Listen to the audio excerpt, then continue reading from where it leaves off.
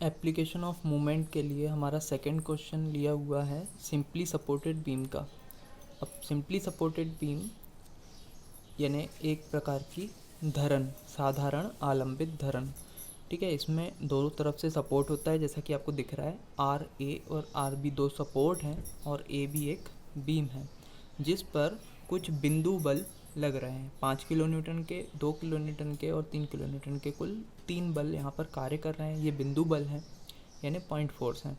और ये कहाँ कहाँ लग रहे हैं? आधार ए से क्रमशः 1, 2 एवं 3 मीटर की दूरी पर। आधार ये है, यहाँ से 1 मीटर की दूरी पर 5 किलो न्यूटन का बल, आधार ए से 2 मीटर की दूरी पर 2 किलो न्यूटन का बल और आधार ए से 1, 2, 3 मीटर की दूरी पर 3 किलो न्यूटन का बल।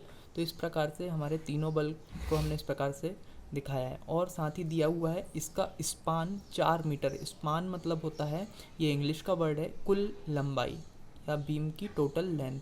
तो ये कितनी है? 4 मीटर। तो इस प्रकार से ये 4 बराबर हिस्सों में ये बीम की लंबाई हम बांट कर इसको इस प्रकार से दिखा सकते हैं। ठीक है, अब इसको सॉल्व करने के लिए सबसे पहले हमको क्या फाइंड आउट करना है ये देख लेते हैं। R A as well as R B, तो इन दोनों की जो वैल्यूज़ है ये हमको फाइंड आउट करना है। अब देखते हैं कि इसको सॉल्व कैसे करेंगे हम। तो सबसे पहले तो ये देखना है कि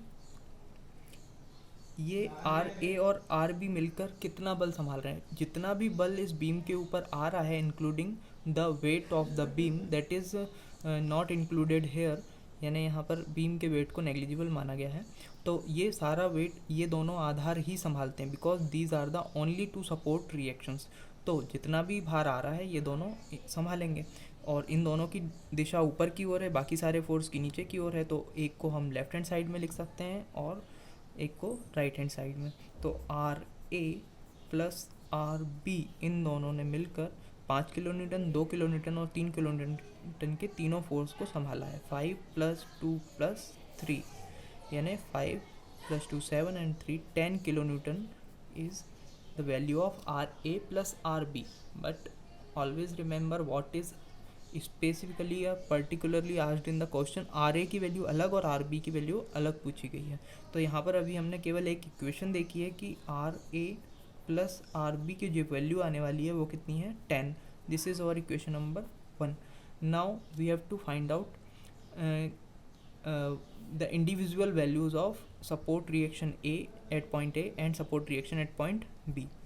अब हम इसको मूवमेंट के द्वारा सॉल्व करेंगे। तो इसके लिए हमें पता है कि for equilibrium condition at any point summation of all the moments is 0, summation of m is 0 at any point of the section। तो यहाँ पर हम पॉइंट ए कंसीडर कर लेते हैं। पॉइंट ए पर सभी फोर्सेस के द्वारा जो मूवमेंट जनरेट हो रहे हैं उनको हमने ज़ीरो मान लिया, क्योंकि ये इक्विलिब्रियम की कंडीशन में। तब हम देखते हैं कि ए पॉइंट पर आर ए रिएक्शन है तो इसका तो मूवमेंट ज़ीरो हो जाएगा, क्योंकि इस पॉइंट के लिए इस सपोर्ट रिएक्शन की परपेंडिकुलर डिस्टेंस ज़ीरो है। तो फर्स्ट फोर्स हमारा हो जाएगा 5 किलो न्यूटन, जो कि इसे क्लॉकवाइज डायरेक्शन में घुमाने की कोशिश करेगा पॉइंट ए को, और इसकी डिस्टेंस कितनी है? 1। तो क्लॉकवाइज डायरेक्शन के लिए पॉजिटिव साइन और डिस्टेंस 1 मीटर, तो 5 × 1। Second force is 2 kilo newton that also rotates it into clockwise direction, तो +2 into, but the distance perpendicular distance is 1 + 1 2 metre. Third force is 3 kilo newton, ये भी इसे clockwise direction में घुमाने की कोशिश करेगा, इसलिए +3 इंटू डिस्टेंस इसकी कितनी है? 1, 2 and 3 metre. And last force is R B tries to rotate it into anti-clockwise direction. For anti-clockwise direction we take it as negative RB, and the distance of RB is 1, 2, 3 and 4. Total span of the beam that is 4 metre. तो इन सभी का योग 0 है। तो 5 एकम 5 + 2 दूनी 4 + 3 तर्का 9 -4 RB = 0। अब यहाँ पर 9, 4, 13 और 5, 18। तो 4RB = 18, या RB यहाँ से हम देखेंगे तो RB = 18/4। तो ये आ जाएगा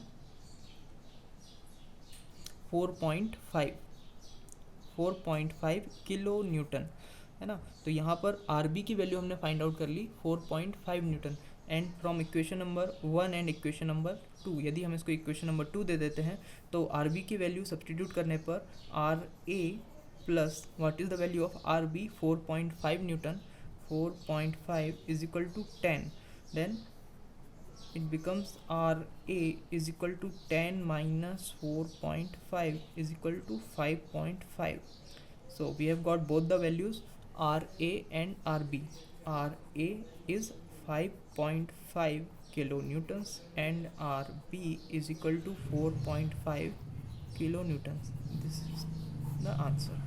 So it is another very easy question for the अनुप्रयोग, मूवमेंट्स के अनुप्रयोग या आघूर्ण के अनुप्रयोग का ये इजी क्वेश्चन था।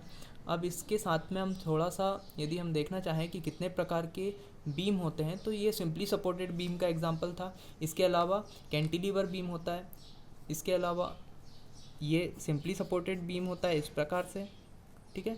इसके बाद होता है कैंटिलीवर बीम। तो कैंटिलीवर बीम में ये वाला सिरा जो है फिक्स होता है और एक सिरा जो रहता है फ्री होता है। इसके बाद क्या होते हैं, एक होता है ओवर हैंगिंग बीम। तो इस प्रकार से यदि ये सिंपली सपोर्टेड बीम है तो इसमें ये दोनों सिरे यदि फ्री रहें तो ये ओवर हैंगिंग बीम कहलाता है।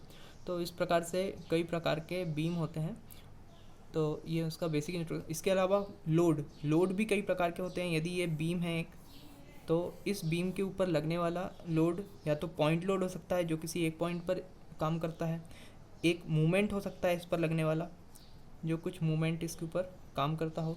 इसके अलावा हो सकता है एक यूनिफॉर्मली डिस्ट्रीब्यूटेड लोड जिसे हम यूडीएल भी बोलते हैं, तो ये इस प्रकार से रहता है। और एक होता है यूनिफॉर्मली वेरिंग लोड जो ट्रायंगुलर वेज के फॉर्म में होता है, तो ये होता है यूनिफॉर्मली वेरिंग लोड। तो ये आपको पहले भी बता चुके हैं और ये एक रिवीजन था, तो इसे भी आप देख लीजिएगा।